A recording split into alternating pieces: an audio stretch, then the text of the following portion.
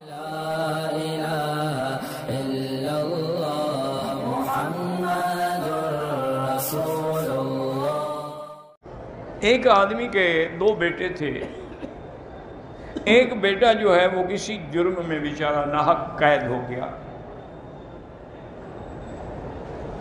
اب ان کو اطلاع ملی کہ بھئی الحمدللہ اس کی اپیل منظور ہو گئی ہے اور وہ فلاں تاریخ کو بری ہو جائے گا۔ تو بہرحال گھر والوں کو خوشی ہوتی ہے، لیکن اللہ کی شان یہ ہے کہ ایک مہینہ پہلے اس کی حسن کارکردگی کی وجہ سے کہ اس نے جیل میں کوئی شرارت نہیں کی، کوئی دنگا فساد نہیں کیا، تو جیل سپرنٹنڈنٹ کو اختیارات ہوتے ہیں کہ اس کو کچھ مہلت دے چھوڑ دے، تو اس نے اس کی ایک مہینے کی قید معاف کر دی۔ تو اب ایک مہینے کی قید معاف ہو گئی، تو نے کہا ٹھیک ہے، بتانے کی کیا ضرورت ہے، میں گھر جا رہا ہوں اور ویسے بھی اچانک جاؤں گا تو خوشی ہوگی۔ تو وہ رات کو اپنے گھر میں پہنچا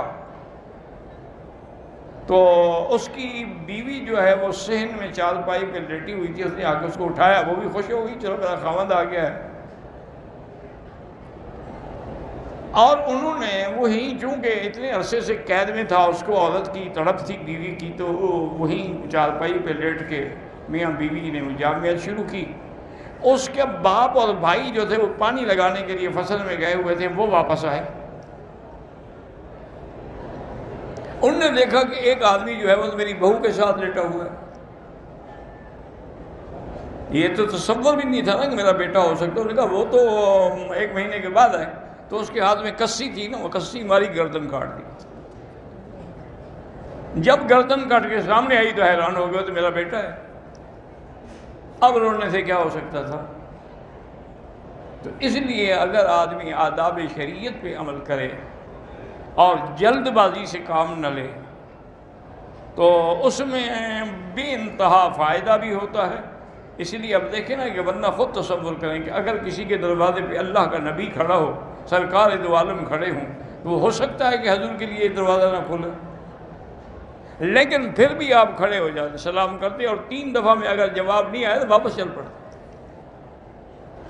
اور اسی طرح ایک ادب یہ بھی ہے کہ آپ کسی کے گھر گئے، دروازے پہ آواز دی